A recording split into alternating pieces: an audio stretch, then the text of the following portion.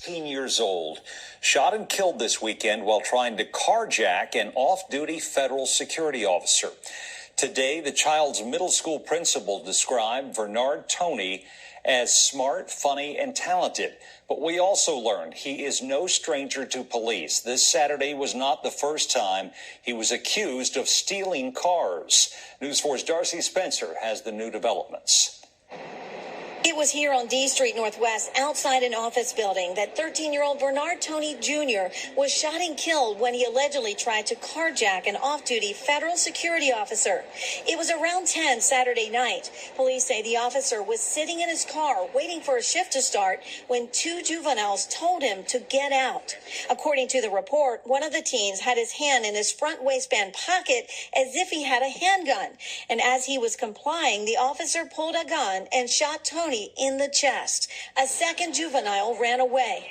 The off-duty officer's gun was the only one recovered from the scene. Guns, carjackings, 13-year-olds, recipe for tragedy. Two sources familiar with the investigation confirmed that Tony was arrested last May for a carjacking and robbery spree. This map shows the area where he allegedly committed 9 crimes in a 6-week period. News 4 reported he was 12 years old at the time. It's unclear what happened with those cases and why Tony was back on the street.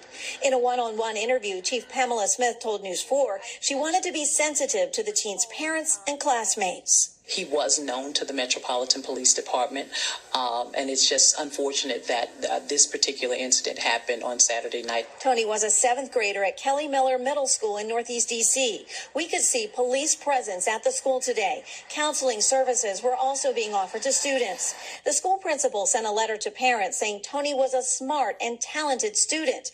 He had a natural comedic ability and loved to make people laugh, especially when he would joke that he was the principal of Kelly Miller Middle.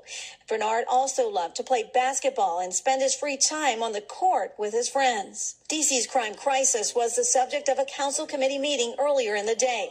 Leaders, community members, and victim families discussing violence reduction programs. Everywhere I go, I hear people say that crime is the worst that they have seen, and it is driving our long-term residents out of the city. According to DC crime stats, there have been 827 carjackings in the district so far this year. 74% of them involve guns, and most of those arrested are under 18. And it's not all of our juveniles. I know we believe that there's a small number of juveniles. I believe, and I want to believe, and I'll go publicly and say the majority of our young people here in the District of Columbia are amazing young people. Police tell us that off-duty security officer has cooperated in the investigation. At this point, no charges have been filed. In Northwest, Darcy Spencer, News 4.